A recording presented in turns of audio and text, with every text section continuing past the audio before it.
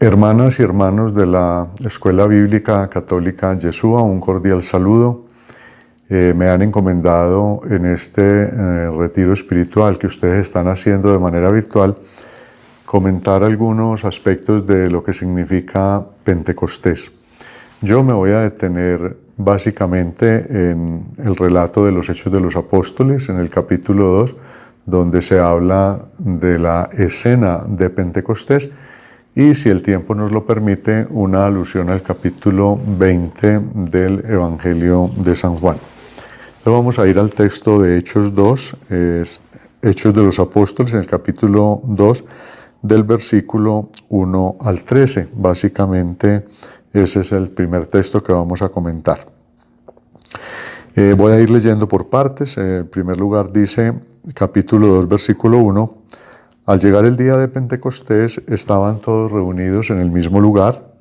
De pronto, toda la casa donde se encontraban se llenó con un ruido parecido a un viento impetuoso que venía del cielo, y se les aparecieron unas lenguas como de fuego que se dividían y se posaban sobre todos los que estaban allí.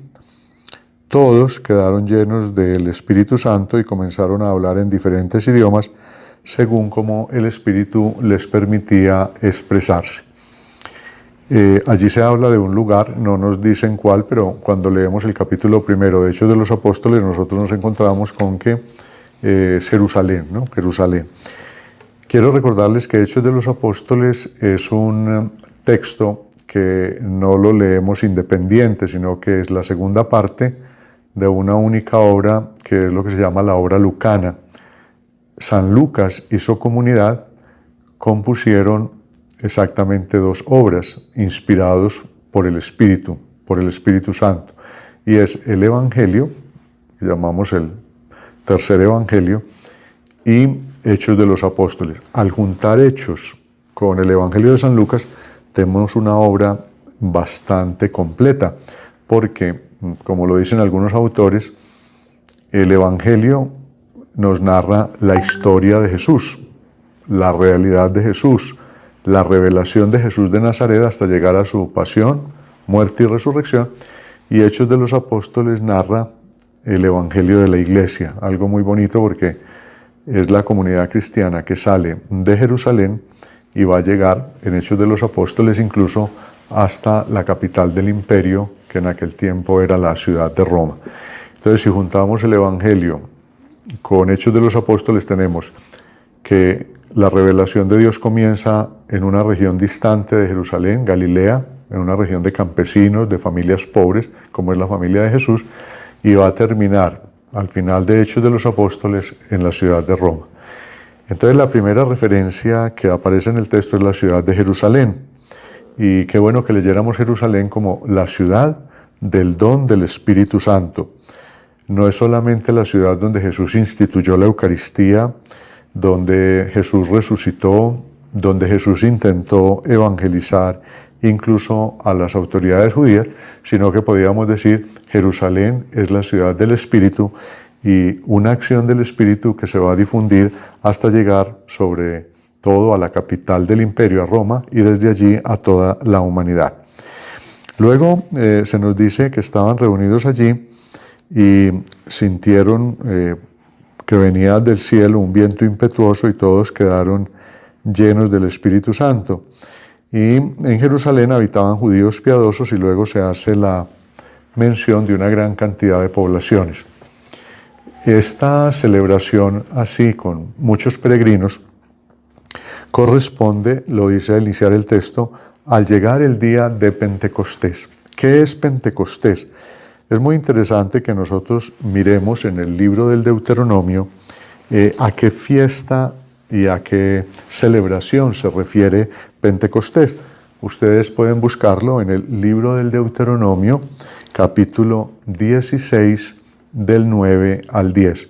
Deuteronomio 16, 9, 10, ese texto dice así: a partir de la fiesta de la Pascua contarás 7 semanas, desde el inicio de la cosecha de la mies comenzarás a contar 7 semanas. Y celebrarás la fiesta de las semanas en honor al Señor tu Dios. Tus ofrendas voluntarias serán en proporción a aquello con lo que el Señor tu Dios te haya bendecido. Y miren qué interesante, después en el versículo 11 dice, te regocijarás ante el Señor tu Dios, tú, tu hijo, tu hija, tu esclavo, tu esclava, el levita que vive en tus poblados, el migrante, el huérfano y la viuda que están en medio de ti. Recuerda que fuiste esclavo y migrante en Egipto y cumplirás y pondrás en práctica todas estas leyes. Entonces miren que es muy interesante porque dice, celebra la fiesta de las semanas en honor al Señor tu Dios y luego el recuerdo de que ustedes fueron esclavos en Egipto. Entonces estamos en la fiesta de Pentecostés, es la fiesta de las 7 semanas, de la permanencia del pueblo de Israel en el Sinaí, en la época de Moisés. De manera que es una fiesta que tiene que ver con el don de la Torá, ¿no? Una de las fiestas principales del pueblo de Israel y una fiesta a la cual peregrinan muchísimos pueblos. Por eso, si uno sigue leyendo el texto de Hechos 2, se va a encontrar que se mencionan pueblos partos, medas, elamitas, habitantes de Mesopotamia, Judea, Panfilia, Egipto, Libia, Cirene, Creta e incluso países árabes, de manera que ahí hay una ambientación de una gran cantidad de poblaciones. Entonces estamos en una fiesta donde hay muchos peregrinos, bullía de gente en la ciudad de Jerusalén, hay judíos piadosos venidos desde muy lejos y algunos pues están, sobre todo los seguidores de Jesús, están celebrando la muerte del Señor, pero digamos que para la gran mayoría es como una celebración confidencial. ¿Por qué? Porque todavía no todos conocen ni oyeron hablar ni de Jesús de Nazaret, ni oyeron hablar de su resurrección. Sin embargo, todos estos pueblos, todas estas gentes están aquí en la ciudad y han peregrinado para celebrar la fiesta de Pentecostés, los judíos, y sobre todo renovar la alianza con Dios. Para los discípulos, esta fiesta, 50 días después de la Pascua, no es un Pentecostés igual a los demás, sino que es especial, porque ellos que ya han experimentado la fuerza del resucitado, pues ya no viven como vivían anteriormente, y realmente esperan con una gran novedad que esta fiesta sea interesante, que sea distinta, que sea especial. Luego quiero insistir en este punto, ya hablamos de las naciones que están allí y voy a leer ahorita el versículo 5 y 6 del capítulo 2 de Hechos de los Apóstoles. En Jerusalén habitaban judíos piadosos de todas las naciones del mundo. Cuando se produjo este ruido, se reunió una multitud y todos quedaron asombrados porque cada uno les oía hablar en su propio idioma y preguntaban, ¿no son estos galileos? ¿No son galileos los que están hablando? ¿Cómo los oímos hablar en nuestro propio idioma? Y luego viene la mención de todas las naciones y las regiones que ya habíamos mencionado. Les oímos decir en nuestros propios idiomas las grandezas de Dios. Todos estaban admirados y perplejos y se preguntaban, ¿qué significa esto? Y no faltan los que se burlan. El último versículo, en cambio, algunos se burlaban y decían, estos han tomado demasiado vino, o sea que los toman por unos borrachos, ¿no? Eso ocurrió en esa época y también puede ocurrir en el día de hoy. Entonces, en este relato quisiera hacerles notar que hay una referencia muy interesante a pasajes del Antiguo Testamento. En primer lugar, San Lucas nos recuerda al menos 3 textos del Antiguo Testamento. Primero, el don de la ley en el Sinaí, que ya hicimos alguna alusión. En segundo lugar, una palabra o una profecía de Joel, la profecía de Joel. Y en tercer lugar, hay alguna relación con algunos datos de la Torre de Babel. Vamos a empezar por el primer texto.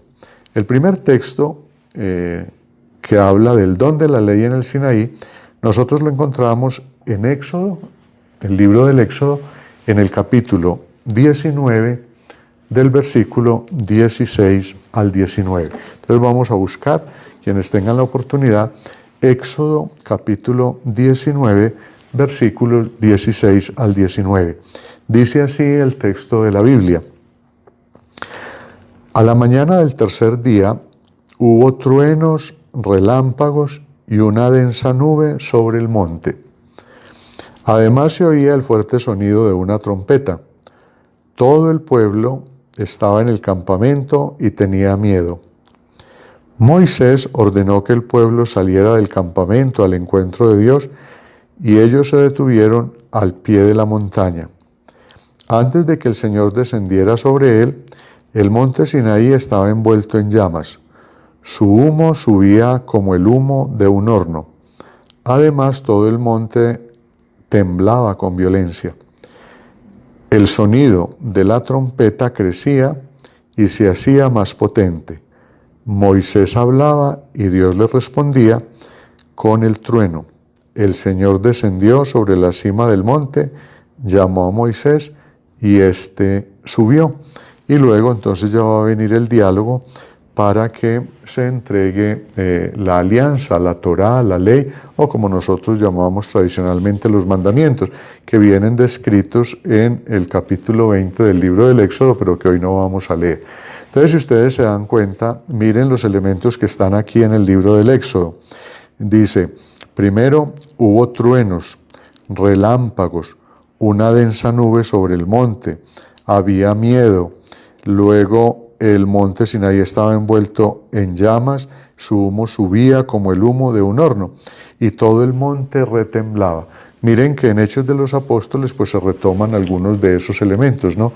Si quieren los volvemos a recordar allí en el capítulo 2 del libro de los Hechos de los Apóstoles. Cuando dice, pues ya nosotros lo habíamos escuchado, es el día de Pentecostés, ¿no? Es el día de Pentecostés. Y dice, de pronto toda la casa se encontraba, donde se encontraban se llenó con un ruido parecido al de un viento impetuoso y se les aparecieron unas lenguas como de fuego. Todos quedaron llenos de Espíritu Santo y empezaron a hablar en diferentes lenguas. Entonces hay algunos elementos del texto del libro del Éxodo. Entonces, poniéndose en esta línea, sobre todo recogemos las lenguas de fuego de Pentecostés y el ruido semejante a un golpe de viento. O sea, estamos en la línea de lo que sucede cuando Dios le entrega al pueblo de Israel la Torá. En esa línea, San Lucas quiere llamarnos la atención en un aspecto, y es que el Pentecostés que narra en Hechos de los Apóstoles es mucho más que una peregrinación tradicional. Es un nuevo Sinaí. Esta es una de las claves de la celebración de Pentecostés, un nuevo Sinaí. Así como Dios había entregado su propio espíritu a su pueblo, desde entonces la ley de Dios, que para los judíos era el único medio para vivir realmente libres, ya no es una ley escrita, sino que ahora la novedad es la acción del Espíritu. Y fíjense que se forma un nuevo pueblo de Dios. En el Sinaí, en el Éxodo, era solo de judíos, o sea, de israelitas, del pueblo de Israel. En cambio, aquí en Hechos de los Apóstoles es una maravilla porque se forma un nuevo pueblo muy plural. Ya hicimos la lista, no la voy a repetir, ustedes la pueden leer, de la cantidad de pueblos que aparecen allí para la celebración de Pentecostés. Ustedes lo pueden leer sobre todo en los versículos 8, 9, 10 y 11 del capítulo 2 de Hechos de los Apóstoles. Entonces, es la reunión de un nuevo pueblo, un pueblo sin diferencias ni distinciones. Si quieren, coloquen esto entre comillas. En Jerusalén están representadas todas las naciones de la tierra, y miren qué interesante, ya no unidas por la Torá, ya no unidas por la ley. Además, esa ley a lo largo de la historia pues había perdido un poco de sentido incluso para los judíos, sino que ahora están unidos por la acción del Espíritu Santo.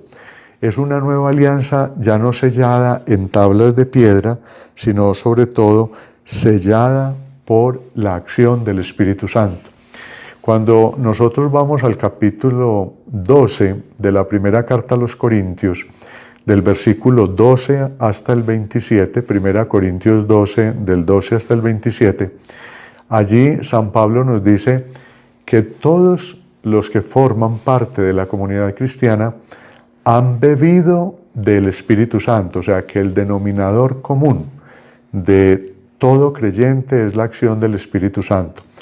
Pero somos diferentes, digamos así, el numerador, cuando estamos sumando fraccionarios o quebrados, recuerdan en las matemáticas, cuando uno quiere sumar fraccionarios que tienen distinto denominador, lo primero que hace es buscar el común denominador. Y Pablo nos regala ese común denominador, dice, ya el común denominador es el Espíritu Santo.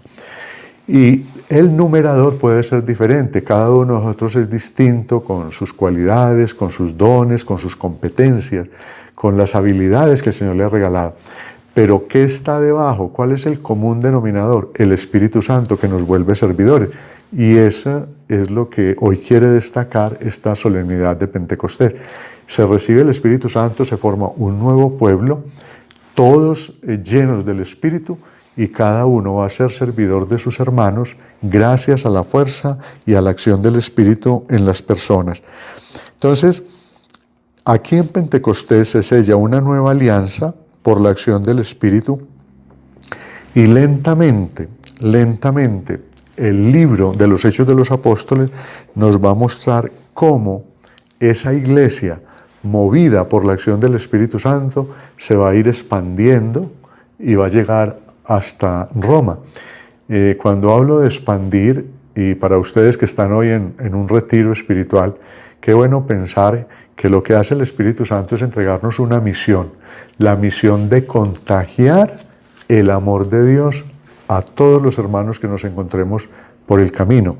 La misión es ser testigos de la resurrección de nuestro Señor Jesucristo, testigos de su Pascua, que la Pascua del Señor se vea en nosotros. Vamos ahora a la segunda cita del Antiguo Testamento que utiliza San Lucas en este relato de Hechos de los Apóstoles. Es el pasaje de la profecía de Joel en el capítulo 3, versículo 1. Yo repartiré mi espíritu sobre toda carne, dice Joel 3:1. La vuelvo a repetir. Joel, profecía de Joel, capítulo 3, primer versículo. Yo repartiré mi espíritu sobre toda carne. ¿Qué significa en la profecía de Joel toda carne? Pues es decir, todo ser humano. De manera que a los ojos de San Lucas, pero sobre todo a los ojos de Dios, los judíos fervorosos que han salido de todas las naciones bajo el cielo, como él lo dice, simbolizan a toda la humanidad. Y en este momento, en el relato de Hechos 2, en esta solemnidad de Pentecostés, se cumple plenamente o se da plena realización a la profecía de Joel. Quiere decir que ese famoso día, el día del Señor, el día esperado para todo el pueblo de Israel, ha llegado, ¿no? El día de la manifestación y la revelación de Dios. Y en tercer lugar, miremos un poco lo que significa el relato de Babel. Ustedes recordarán, si quieren mirar un poco allí en el libro del Génesis, que el relato de la Torre de Babel, pues me voy a referir solamente a algún aspecto muy sencillo, que lo encontramos en el capítulo 11 del libro del Génesis. Me va a detener, para no leer todo el texto, en el capítulo 11 del libro del Génesis. Quiero detenerme en estas frases. 11:3. Se dijeron unos a otros, fabriquemos ladrillos con piedra y brea, y edifiquemos una ciudad con una torre cuya altura llegue hasta el cielo para hacernos famosos. Y miren esto tan interesante. Versículo 5. El Señor bajó para ver la ciudad y la torre que los hombres estaban edificando. Imagínense que los hombres decían que habían construido ya la ciudad y una torre tan alta que estaba llegando al cielo. Y Dios tuvo que bajar para poder ver la torre. De manera que hay un contraste entre la pequeñez de los seres humanos y la grandeza de Dios. Volvamos ahora al capítulo 2 de Hechos. Vamos a mirar sobre todo que hay como dos escenas a propósito de la Torre de Babel. Primero, en Génesis todos hablaban una misma lengua, tenían el mismo lenguaje y las mismas palabras, y deciden emprender una obra que va a mover sus energías para la construcción de una inmensa torre. Pero eso implica coger a todas las naciones de la época, estoy hablando del Génesis 11 y del tiempo de la Torre de Babel, y era poner a todos en uniformidad, era volverlos a todos uniformes, o sea, que todos se metan en un único proyecto, y eso es gravísimo porque eso se vuelve un imperio con todas las atrocidades que puede cometer un reino cuando se siente el único y el absoluto. Y la siguiente escena es que Dios interviene y los dispersa con distintas lenguas. ¿Para qué? Si no queremos cambiar el proyecto de Dios en nuestra historia, debemos tener en cuenta que si Él interviene para evitar ese proyecto de masificación y sobre todo de uniformidad, es porque para Dios esa pista de la Torre de Babel no va con su voluntad, es una pista falsa. Tener un único pensamiento, una única ciudad, un único proyecto, no hace parte de la voluntad de Dios. Es como si Dios les hubiera dicho a los de Babel en el libro del Génesis y nos dijera a nosotros: hijitos e hijitas queridos, si ustedes busquen la unidad y la quieren trabajar, ese es un buen proyecto, pero no se equivoquen de camino, porque la unidad no está en la uniformidad. La verdadera unidad está en el amor, que es capaz de salir al encuentro de los otros, así sean diferentes y diversos de nosotros. La unidad está en la capacidad de amar y que todos como creyentes pensemos que estamos invitados y destinados a ser servidores de los otros. Unidad en la diversidad, unidad a partir del amor, no de tener todos el mismo uniforme y un único proyecto.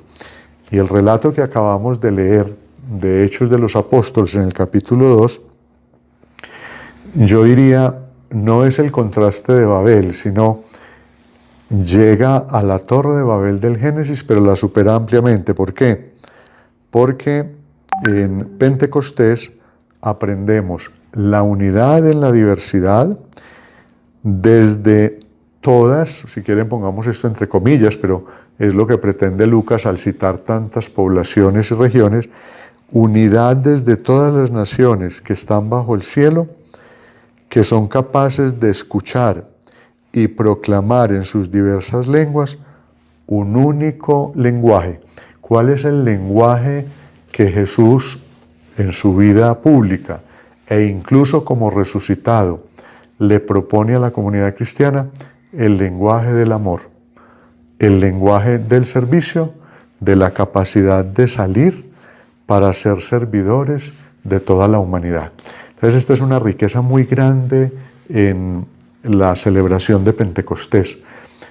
Cuando a uno le corresponde ir a otro lugar y no se defiende muy bien con la lengua de ese lugar, miren los gestos que logran empatía con la gente del lugar. Una sonrisa, un abrazo, estrechar la mano. Y si además se presenta una necesidad en esa nueva cultura, en esa nueva región, en ese nuevo país, y uno presta un servicio, está atento a dar la mano, inmediatamente se gana el corazón de las personas. De manera que el lenguaje de los gestos, el lenguaje de las acciones y sobre todo aquí el lenguaje del amor, sin duda que marcan una prioridad y sobre todo marcan un derrotero para todos los creyentes. Estos son algunos elementos que podríamos comentar de lo que es la fiesta de Pentecostés y repito, es el texto que de ordinario nosotros leemos para esta solemnidad. Sin embargo, lo digo con mucho respeto, nos hemos perdido de otras riquezas muy grandes. Sigo en el libro de los Hechos de los Apóstoles. Resulta que, no sé si todos ustedes lo saben, que además de este Pentecostés del capítulo 2, hay por lo menos otros 3 Pentecostés, efusiones del Espíritu Santo en el libro de los Hechos de los Apóstoles. Y esto va muy en consonancia con lo que les dije al inicio, que Jerusalén es la ciudad del don del Espíritu, del don de la Eucaristía, del don de la Pascua, de la pasión, muerte y resurrección del Señor. Pero también lo decía al inicio, es la ciudad desde donde sale la iglesia en misión, ¿no? Discípulos misioneros, discípulas misioneras, y se va a expandir a las distintas regiones conocidas en aquella época. Pues hoy pretendo presentarles, ya hablamos de un Pentecostés, y pretendo mostrarles al menos rápidamente otros 3. El segundo Pentecostés ustedes lo encuentran en el capítulo 8 de Hechos de los Apóstoles. Y no sé si ustedes ya lo conocen, pero los que no lo conozcan se van a llevar una sorpresa. Y los que de pronto no tenían el recuerdo, qué bueno que hoy lo puedan recuperar. Capítulo 8 de Hechos de los Apóstoles, del versículo 14 al 17. Hechos de los Apóstoles, capítulo 8, versículos 14 a 17. Dice así el texto. Cuando los apóstoles que estaban en Jerusalén oyeron que Samaria había aceptado la palabra de Dios, les enviaron a Pedro y Juan. Estos fueron y oraron por ellos para que recibieran el Espíritu Santo, porque todavía no había descendido sobre ninguno de los samaritanos, ya que solo estaban bautizados en el nombre del Señor Jesús. Entonces les impusieron las manos y recibieron el Espíritu Santo. ¿Cómo les parece?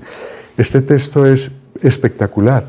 Miren, la comunidad de Jerusalén se da cuenta que los de Samaria han aceptado la palabra de Dios. ¿Cuánta es la distancia en línea recta de Jerusalén a Samaria? Vamos a ponerle unos 100 kilómetros, poco más, poco menos, 100 kilómetros. ¿Y a quiénes envían? Esto hay que leerlo con la figura de Pedro y Juan en los evangelios sinópticos.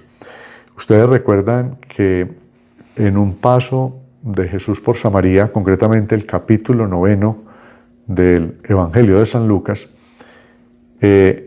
Santiago y Juan, porque algunos samaritanos no los recibieron, querían hacer bajar fuego del cielo para destruir a los samaritanos. Y miren lo que hace ahora Pedro y Juan. Van a Samaria, imponen las manos a los samaritanos convertidos al cristianismo y reciben el Espíritu Santo. Miren cómo el Espíritu Santo, como se lo dice Jesús a Nicodemo, el Espíritu Santo es libre como el viento. O sea, no encuentra muros, no encuentra barreras, va por todas partes, va por lo alto, puede superar montañas, valles, ríos, barreras. El Espíritu es libre, libre como el viento, nada lo obstaculiza. Y qué hermoso el Pentecostés de los samaritanos, ojalá lo subrayaran en sus Biblias. En el capítulo 8 encontramos el Pentecostés de los samaritanos, de los que eran vistos como enemigos, con los que los judíos habían peleado, pero ahora en la comunidad cristiana no hay ningún problema de aceptar y recibir a los cristianos que vienen de Samaria y que están llenos del Espíritu Santo. Y entonces la comunidad se va ampliando. Por eso la comunidad de Jerusalén, y esta es otra característica de Pentecostés, la comunidad de Jerusalén no es una comunidad cerrada, al contrario, es una comunidad abierta. Vamos al tercer Pentecostés porque el tiempo va corriendo. Está en el capítulo 10,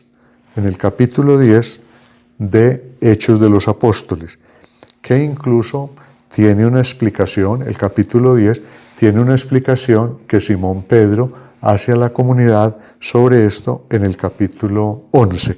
Pero yo me voy a detener solamente en el capítulo 10 de Hechos de los Apóstoles.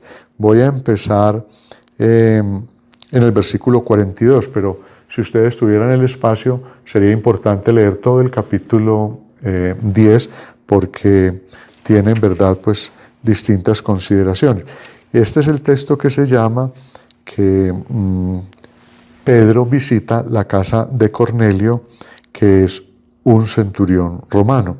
Entonces toda la escena ocurre allí en la casa de Cornelio. Yo voy a leer la parte que nos interesa, pero repito, qué bueno que ustedes pudieran leer todo el capítulo. Iba a empezar en el 42, pero si quieren en el 39 para ambientar un poco. Dice: nosotros somos testigos de todo lo que hizo en la región de los judíos y en Jerusalén. Está hablando de Jesús de Nazaret. Luego lo mataron colgándolo del madero, pero Dios lo resucitó al tercer día. Y le concedió que se apareciera no a todo el pueblo, sino a los testigos elegidos de antemano por Dios, que hemos comido y bebido con él. Es la explicación que hace pues Pedro a la casa de Cornelio. Y nos ordenó que fuéramos testigos delante del pueblo y diéramos testimonio de que él ha sido constituido por Dios juez de vivos y muertos. Yo quiero insistir en esta parte de Pedro, porque Pedro en este momento es transparencia del crucificado resucitado para esta casa de Cornelio. Y aquí viene pues lo interesante para que ustedes lo subrayen, el versículos 44 al 48, capítulo 10, versículos 44-48 de Hechos de los Apóstoles, es el tercer Pentecostés que se nos narra. Y miren lo que dice: todavía estaba Simón Pedro diciendo estas cosas cuando el Espíritu Santo descendió sobre todos los que escuchaban la palabra. Los creyentes circuncidados que habían acompañado a Pedro se admiraron de que el don del Espíritu Santo se derramara también sobre los paganos. En Jerusalén, para los 12 y bueno, los que están allí representando a toda la humanidad. En el capítulo 8, los samaritanos, y aquí los paganos, sobre todo los de origen romano. Vuelvo a leer ese versículo. Los creyentes circuncidados que habían acompañado a Pedro, o sea, judíos porque estaban circuncidados, se admiraron de que el don del Espíritu Santo se derramara sobre los paganos. Es el versículo 10:45, Hechos de los Apóstoles 10:45. Porque los oían hablar en diversas lenguas y proclamar las grandezas de Dios. Miren que hay un paralelo con el capítulo 2 de Hechos de los Apóstoles. Entonces Pedro dijo: ¿acaso alguien puede prohibir que se otorgue el agua del bautismo a estos que han recibido el Espíritu Santo al igual que nosotros? Y ordenó que los bautizaran en el nombre de Jesucristo. Luego le pidieron que se quedara con ellos algunos días. No solamente reciben el Espíritu, reciben el bautismo, y miren lo interesante, algo que ya había aparecido en el capítulo 2, se genera una relación de comunidad. Y aquí comparten unos días y van a compartir en el amor de Jesús, el amor de ágape, el amor servicial, así como en el capítulo 12 dice que todos los que llegaron a Jerusalén comprendían el lenguaje, y ese lenguaje sin duda que es el lenguaje del amor. Entonces llevamos 3 Pentecostés, ¿no? Que miren qué acción tan poderosa, tan dinámica, tan creativa, tan original, la acción del Espíritu. Capítulo 2, capítulo 8, capítulo 10. Yo quiero insistir en algunos aspectos de esta efusión del Espíritu en el capítulo 10. Cornelio, en los primeros versículos del capítulo 10, aparece como un gentil temeroso de Dios, es decir, que simpatiza con la religión judía. Es un centurión romano que podría recordar a otro centurión que está en la obra lucana, en el Evangelio de San Lucas, en el capítulo 7. Allí pues se podría de pronto hacer alguna relación. Luego insistir que Pedro tiene una visión en el capítulo 10 de Hechos de los Apóstoles, del versículo 9 al 16, y él siente que en esa visión es el Espíritu el que lo mueve a reunirse con los paganos. Concretamente en los versículos 19 y 20 de ese capítulo 10, Pedro escucha que el Espíritu le dice: vete con ellos sin vacilar, pues yo los he enviado. Y los enviados narran también a Pedro la visión que tiene Cornelio. Hay un encuentro de esa acción del Espíritu en Pedro y en Cornelio y con los que están en la casa de Cornelio. Pedro, en el versículo 24 del capítulo 10, Pedro llega a la casa de Cornelio y allí se nos narra el encuentro, luego esos apartes del anuncio de Pedro que ya los leí y luego la irrupción del Espíritu. Cornelio narra también su visión del ángel y esto permite que haya una sintonía de corazones, un encuentro realmente en el amor. Y en el capítulo 11, sobre todo en los primeros 18 versículos, Pedro justifica su conducta delante de la iglesia de Jerusalén. ¿Se acuerdan que en el capítulo 2, el último versículo que leímos, el versículo 13, algunos se burlaban de los discípulos del Señor y decían, de pronto han tomado mucho vino, o sea, están borrachos? Pues aquí en este relato de Pentecostés en la casa de Cornelio, se ve que los judíos que acompañaban a Pedro fueron y contaron a la comunidad de Jerusalén, porque este evento sucede en Cesarea, o sea, sobre el mar, y van a comentar en Jerusalén, y entonces a Pedro la comunidad de Jerusalén lo llamó a rendir cuentas. Y entonces Pedro en el capítulo 11, del versículo 1 al 18, él cuenta por qué estuvo en la casa de los paganos y cuenta este Pentecostés. Entonces, dice el texto en el capítulo 11 que los apóstoles y los hermanos escucharon lo que había pasado con los gentiles. Entonces, desde ese punto de vista, también es una manera en la que Pedro, al volver a narrar lo que ha sucedido, permite que haya sintonía entre las dos comunidades. Pedro va a utilizar una frase como esta: ¿quién era yo para poner obstáculos a Dios? Todo lo que ha sucedido con los gentiles ha sido preparado y actuado por Dios y por su Santo Espíritu. Entonces el relato termina con el testimonio de la comunidad de Jerusalén. Así pues, también los gentiles han recibido el don de Dios, el Espíritu y la conversión que lleva a la vida. O sea, a Pedro lo llaman a rendir cuentas. Pedro narra esa experiencia que ha vivido y el texto termina diciendo que la comunidad de Jerusalén pues da el visto bueno, o sea, se reconcilia en verdad con los gentiles. Vamos al cuarto Pentecostés que nos narra el texto de los Hechos de los Apóstoles. Ese está en el capítulo 19 de Hechos de los Apóstoles, en los primeros versículos, ¿no? Capítulo 19, del versículo 1 al 10. Voy a leer solamente lo pertinente. Pablo llegó a Éfeso y encontró a algunos discípulos y les preguntó, ¿recibieron el Espíritu Santo cuando aceptaron la fe? Y ellos le respondieron, ni siquiera hemos oído hablar de un Espíritu Santo. Estamos en la ciudad de Éfeso, en la provincia romana de Asia Menor, que hoy corresponde a Turquía, ¿no? A Turquía. Pablo les preguntó, ¿qué bautismo recibieron? Y ellos respondieron, el bautismo de Juan. Pablo entonces les explicó que Juan había bautizado con un bautismo de conversión, pero que después de él había venido Jesús. Después de que Pablo les impuso las manos, el Espíritu Santo descendió sobre ellos y comenzaron a hablar en diversas lenguas y a profetizar. Eran en total unos 12 hombres. ¿Qué significa hablar en lenguas? Esto tiene distintas explicaciones porque también en los capítulos 13 y 14 de la primera carta a los Corintios, San Pablo tiene allí una apreciación sobre el don de lengua. Yo me quiero detener solo en este aspecto que es propio de Hechos de los Apóstoles. Cuando dicen que hablan en lenguas y profetizan, va por este lado. Hablar en lenguas es ser testigo de la muerte y resurrección del Señor, que más que hablarlo con las palabras, es hablarlo con las acciones.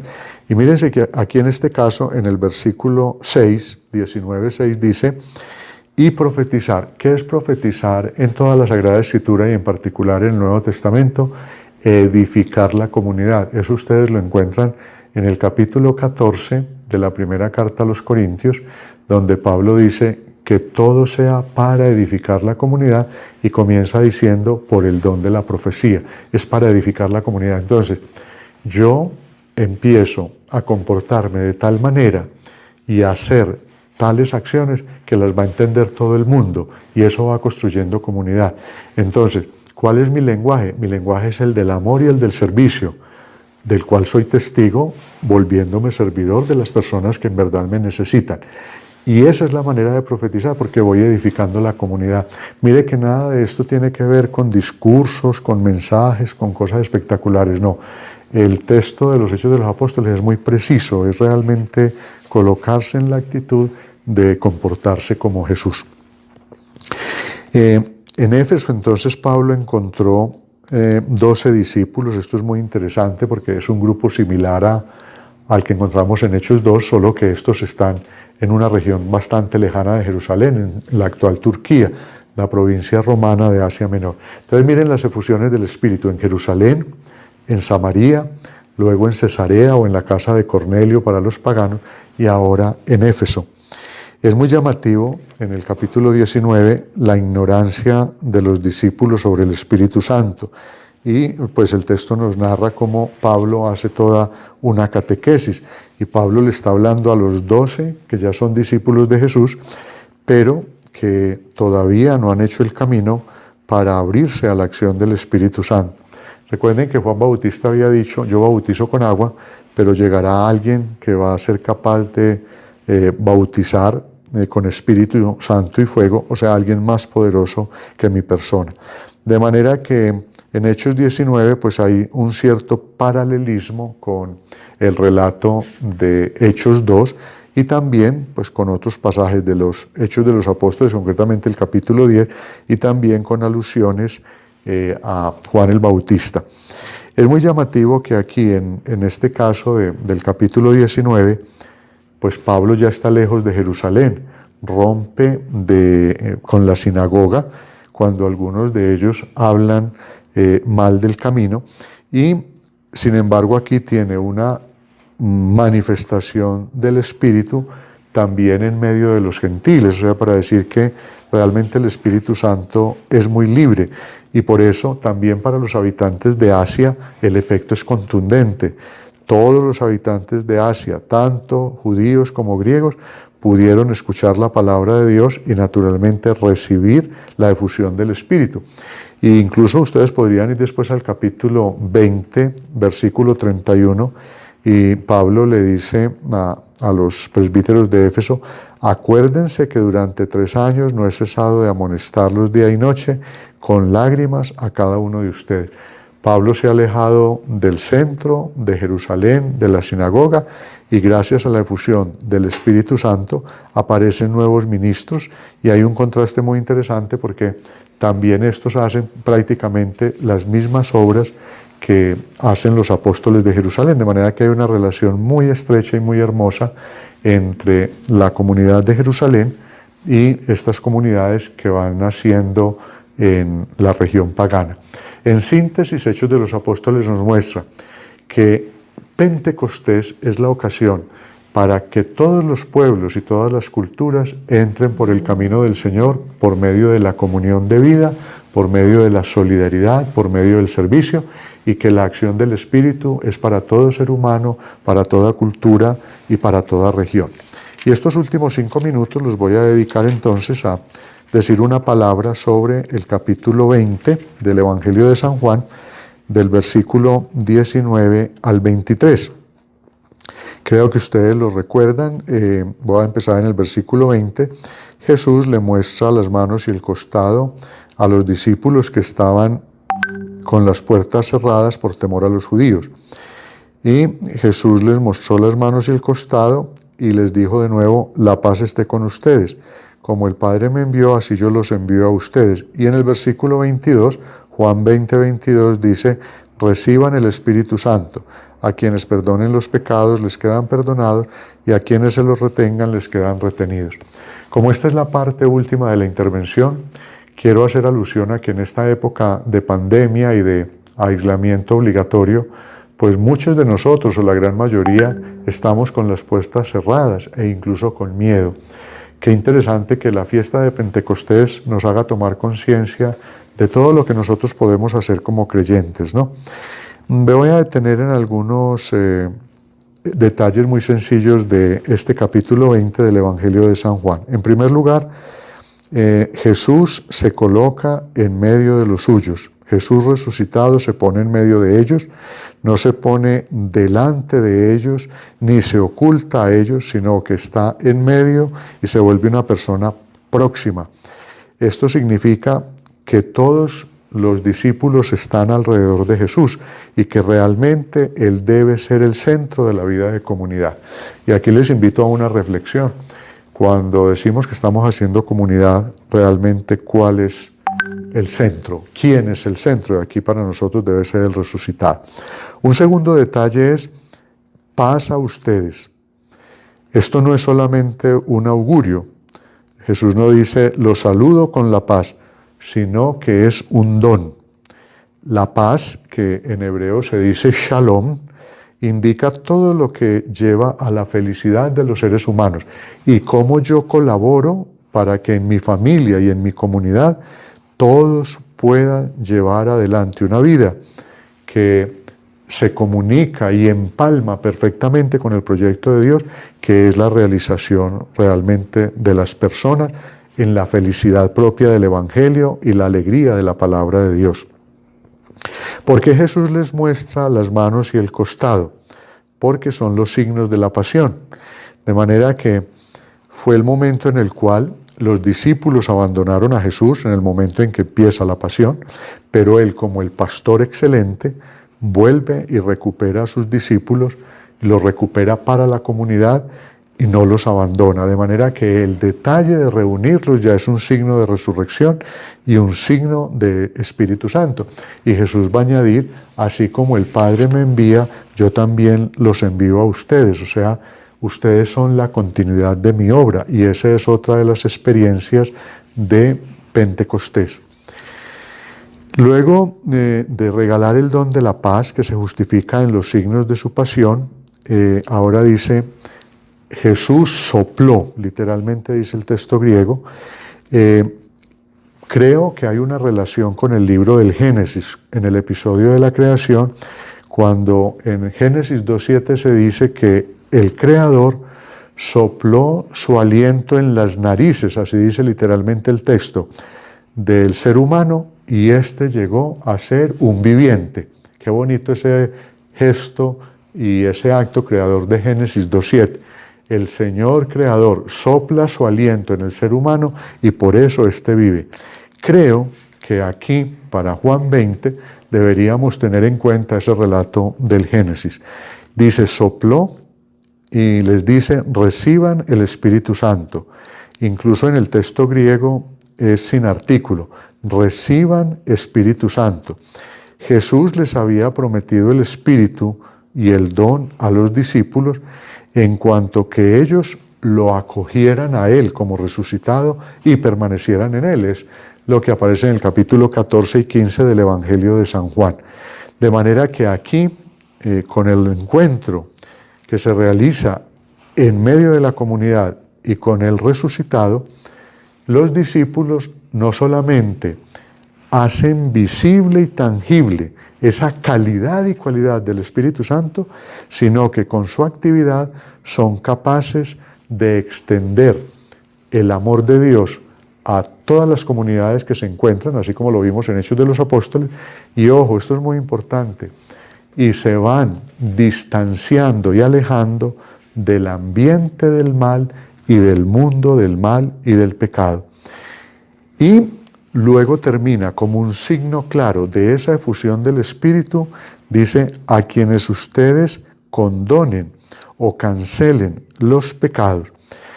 El término pecado adoptado por el evangelista no se refiere solamente a las culpas individuales, sino que en este evangelio indica siempre el pasado injusto de las personas y de la comunidad.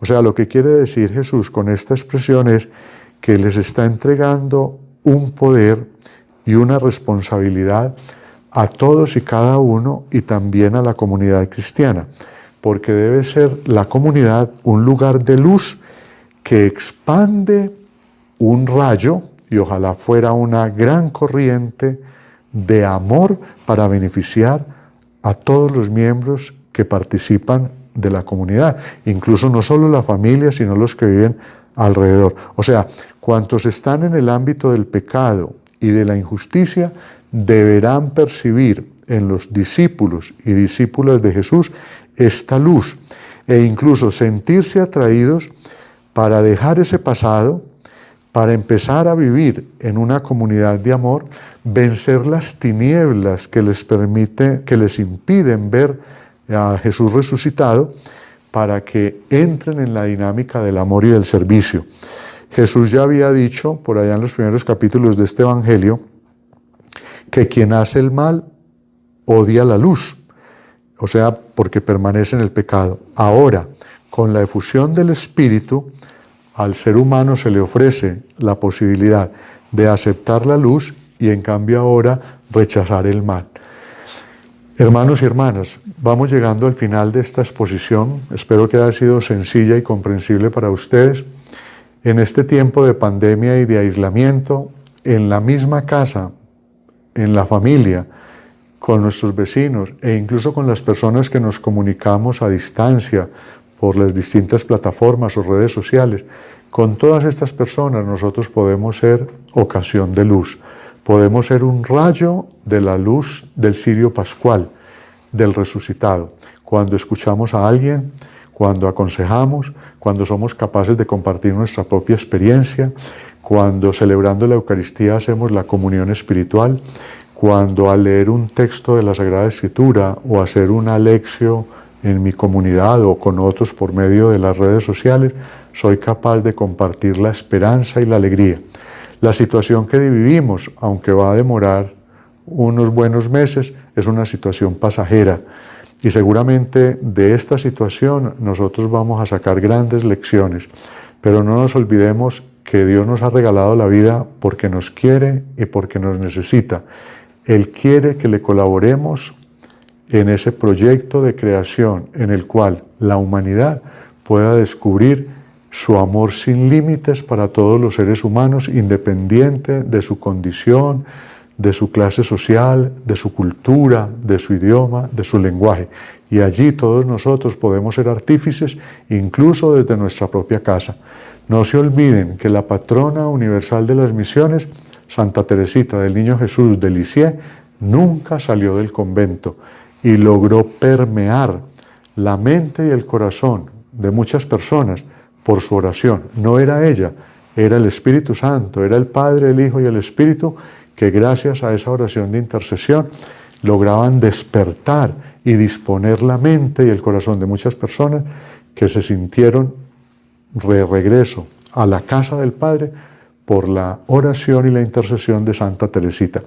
Que la fiesta de Pentecostés les permita romper las barreras del miedo, las barreras de la desesperanza, de pronto del odio, del rencor y del egoísmo. Pentecostés es alegría, es gozo en el Espíritu, Pentecostés es esperanza, y que Pentecostés sea en verdad el espacio que nos permita ser luz en este momento de dificultad, de miedo y de tensión. Pero recordemos la frase de Romanos 8:37. Todos, gracias al Señor Jesús, saldremos victoriosos y lograremos triunfar. Hermanos y hermanas de la Escuela Bíblica Católica Yeshua, bendiciones y que disfruten este retiro. Muchas gracias.